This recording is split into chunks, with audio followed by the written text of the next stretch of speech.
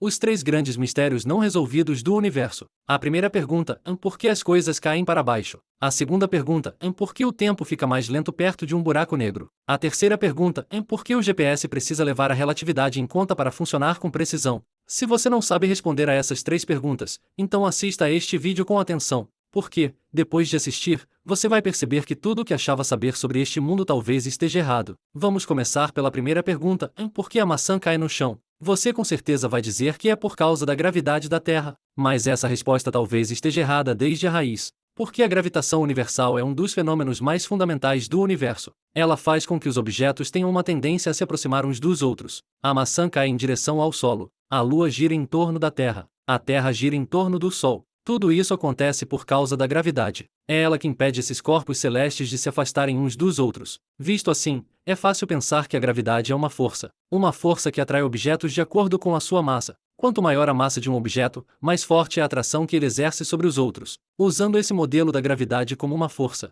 de fato conseguimos explicar por que os objetos caem, e também descrever como os planetas giram em torno do Sol. No entanto, a verdade está longe de ser tão simples. Existem alguns indícios de que a gravidade, na verdade, não é uma força. Por exemplo, quando observamos o processo de um satélite caindo em direção à Terra, se a gravidade fosse realmente uma força, então o satélite deveria se lançar diretamente em linha reta para o centro da Terra. Mas nos experimentos descobrimos que a trajetória do satélite se curva levemente, e, além disso, a direção dessa curvatura coincide exatamente com o sentido da rotação da Terra. Há também a órbita de Mercúrio. Mercúrio gira em torno do Sol, mas a própria órbita dele também gira lentamente. Toda a órbita elíptica muda de orientação com o passar do tempo. Se a gravidade fosse uma força clássica, deveríamos ser capazes de prever com precisão a velocidade dessa rotação orbital, mas os resultados observados apresentam desvios em relação às previsões teóricas. Quando conectamos todas essas pistas sutis, chegamos a uma conclusão surpreendente. A gravidade simplesmente não é uma força. Para realmente compreender a essência da gravidade,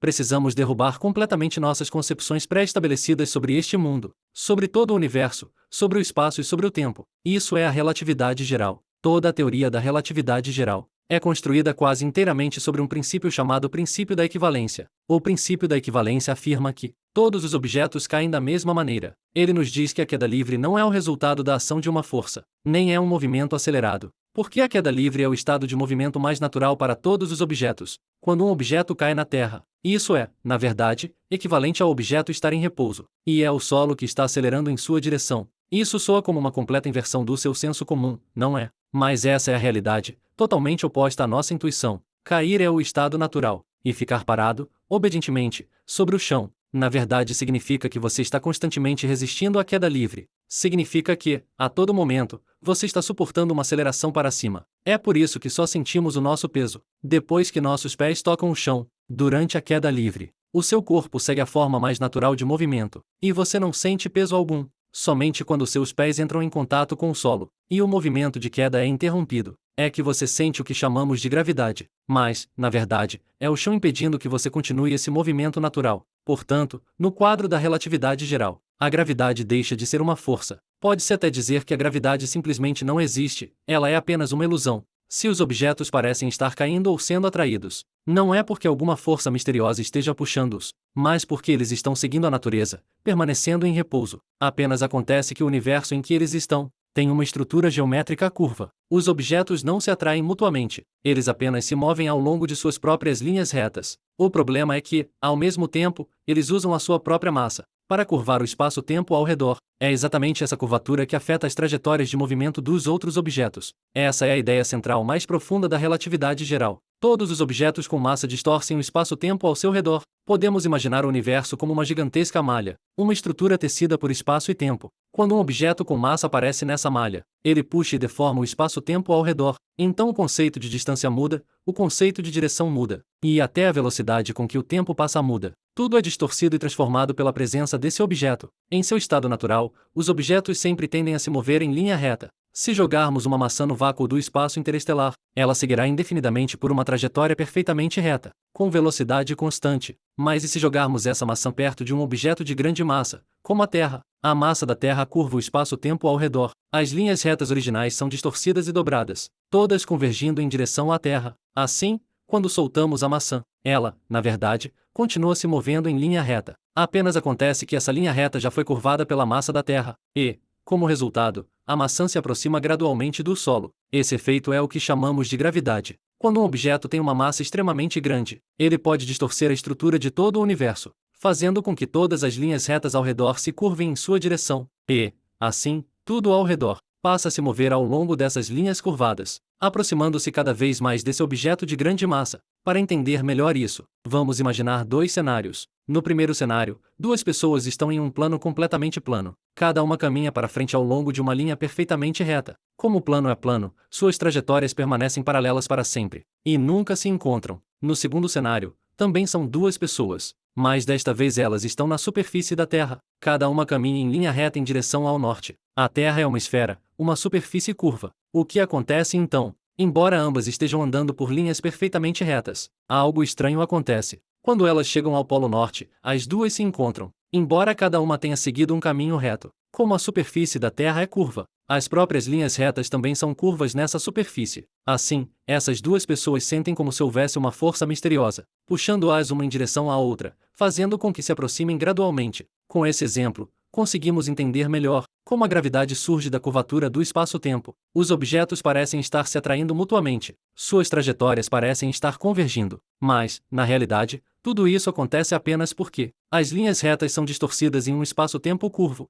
Para demonstrar os fenômenos estranhos previstos pela relatividade geral, vamos observar um dos objetos mais misteriosos do universo, o buraco negro. Um buraco negro é um corpo celeste com uma massa extremamente grande, mas quase toda essa massa está concentrada em um único ponto. Chamamos esse ponto central de singularidade gravitacional. Nesse ponto exato do universo, a estrutura do espaço-tempo é distorcida ao infinito, e a ciência moderna ainda não consegue compreender completamente o que acontece ali, perto da singularidade. A curvatura do espaço-tempo é tão extrema que todas as linhas retas apontam para a mesma direção, a própria singularidade. Ali, nenhum objeto consegue escapar das garras do buraco negro, nem mesmo a luz, porque todos os caminhos possíveis conduzem a esse abismo final. O buraco negro não emite nenhuma luz. Matéria e radiação não conseguem escapar. Por isso, o que vemos é uma esfera completamente negra. Existe um limite ao redor dessa região, que chamamos de horizonte de eventos. Uma vez que se cruza essa linha, não há retorno. Fora do horizonte de eventos, o comportamento do buraco negro é semelhante ao de outros corpos de grande massa,